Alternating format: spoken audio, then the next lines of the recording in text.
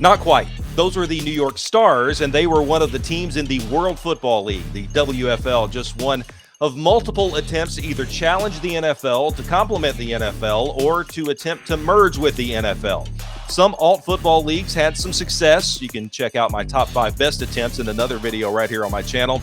In this video, we are going to count down the worst attempts at non-NFL pro football leagues. Now, my criteria, these had to be traditional, for the most part, outdoor football leagues. And before we get the countdown underway, one league you will not see on there is the XFL 2.0. The report card on them ended with an incomplete because after a strong start, COVID shut everything down. So through no fault of its own in 2020, the league had to call it quits after only 5 weeks. Let's start the countdown, the 5 biggest failures in alt football history.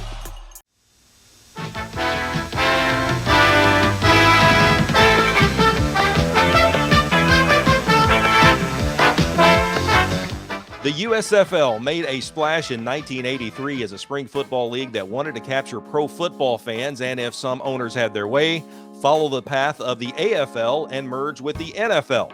The league was beset by financial issues, with owners having to pull their money to keep some franchises afloat.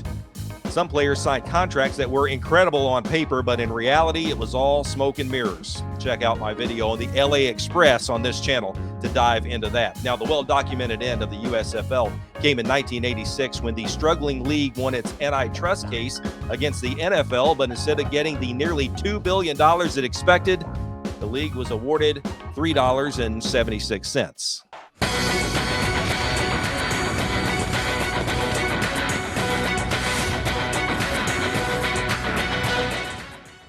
The United Football League is unique for a couple of reasons. One, it's the most recent league that fits the criteria for the countdown to last more than 3 seasons. The UFL ran from 2009 to 2012, although its final season was canceled after 4 weeks. Now, the UFL was unique in that the league played games in the fall during the NFL season. However, those games were played on Wednesday, Thursday, Friday, and Saturday. The UFL targeted nearly 24 cities to launch the season, but started with only 4 teams for a soft launch in 2009, Las Vegas, New York, Orlando, and San Francisco. The following season, Omaha was added to the league, and the Nighthawks brought in more than 23,000 fans to some of its home games that year. The Nighthawks won only 6 games in its short history, but was one of the few success stories, but still pretty bad in a troubled league. This is the XFL! Oh, the original XFL.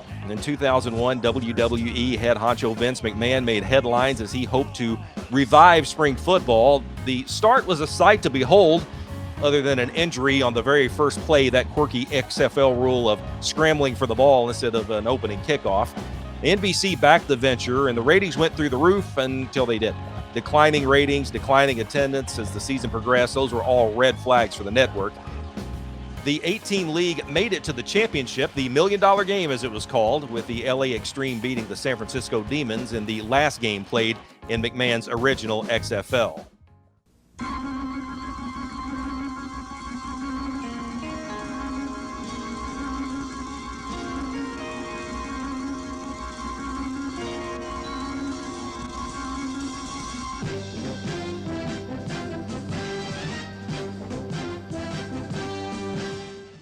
Yes, this is my second to worst league in the top 5, but I have a soft spot for the World Football League.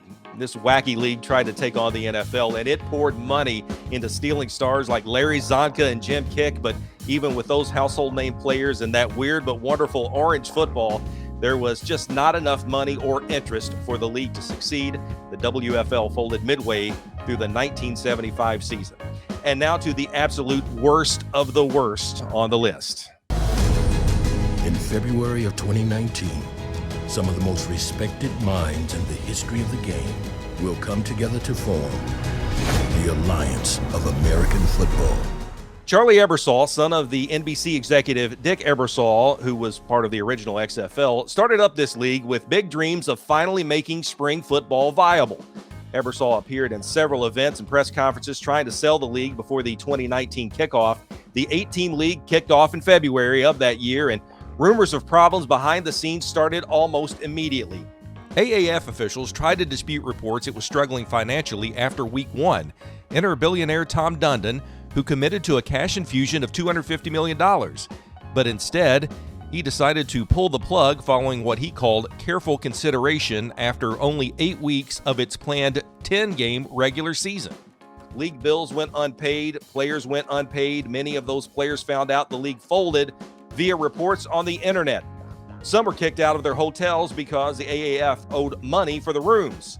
The Alliance of American Football filed for bankruptcy in April of 2019, ending Ebersol's dream of a new XFL-type league and ending some players' dreams of reaching the NFL.